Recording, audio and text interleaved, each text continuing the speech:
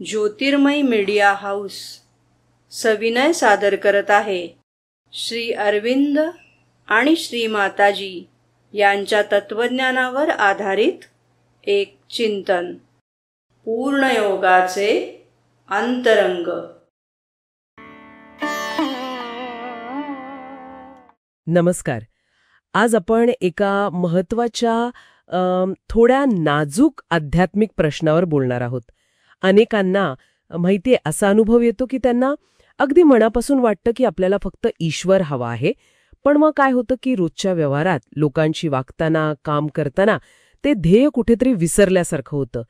ईश्वराची ओढ आणि मानवी व्यवहार यावर आधारित एका उतार्यात हाच प्रश्न विचारलाय की ही जी विसंगती आहे, म्हणजे मनातून देव हवाय पण व्यवहारात ते टिकत नाही, हा आपला अप्रामाणिकपणा आहे का? तर आपण आज याच प्रश्नाच्या मुळाशी जायचा प्रयत्न करूया आणि श्री माताजी यावर काय म्हणतात ते बघूया. त्या साधकाचा प्रश्न अगदी थेट आहे.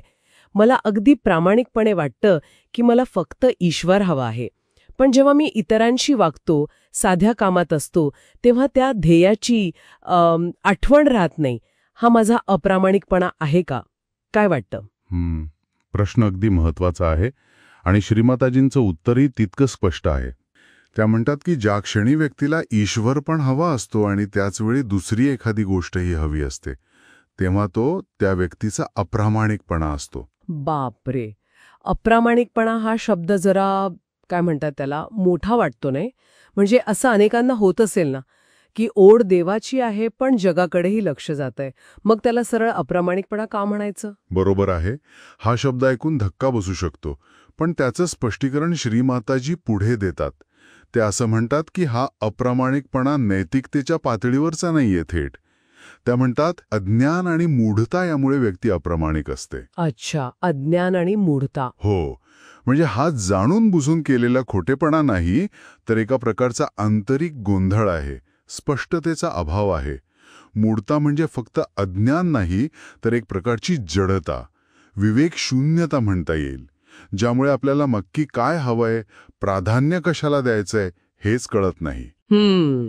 म्हणजे ही एक अशी अवस्था आहे जिथे माणूस दोन दिशांना खेचलं जातोय आणि याचं मूळ अज्ञान आणि मूढतेत आहे. बरोबर. हे तर मला वाटतं खूप लोकांना रिलेट करेल. मग जर हे असं असेल तर यातून बाहेर पडायला काही उपाय आहे का? हो, नक्कीच. आणि इथेच श्रीमाताजी आशेचा किरण दाखवतात.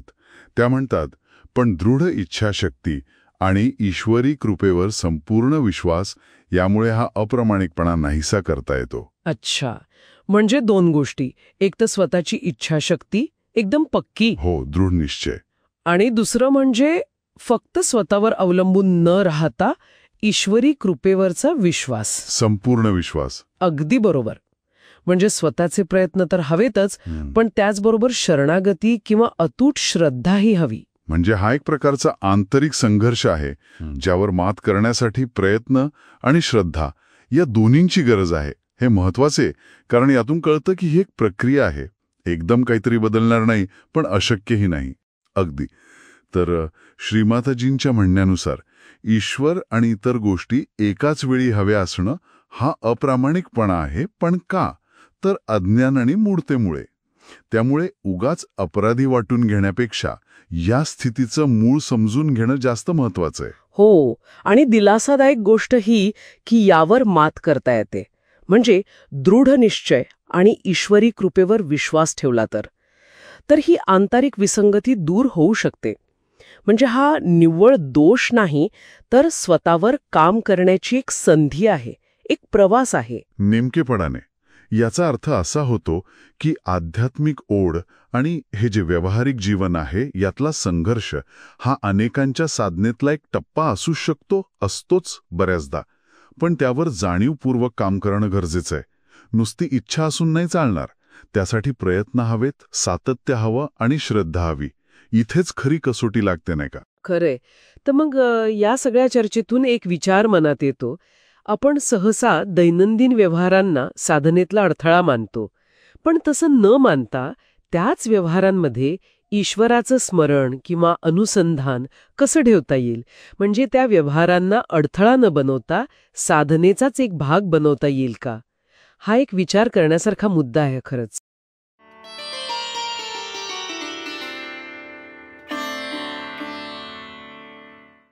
धन्यवाद.